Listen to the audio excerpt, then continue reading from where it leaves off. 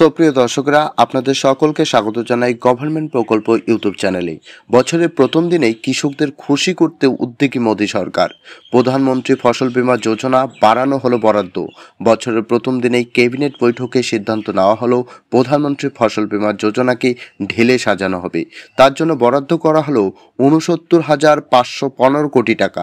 প্রযুক্তিগত আধুনিকরণের জন্য ৮০০ কোটি টাকার ফান্ড গঠন করার সিদ্ধান্ত নিল ক্যাবিনেট। বর্তমানে ২৩টি রাজ্য এবং ইউটিতে ফসল বীমা যোজনা চলছে। ইতিমধ্যেই রাজ্যের মুখ্যমন্ত্রী মমতা বন্দ্যোপাধ্যায় সমস্ত দপ্তরের মন্ত্রীগণকে ডাক দিয়েছেন আজকের মেগা বৈঠকে।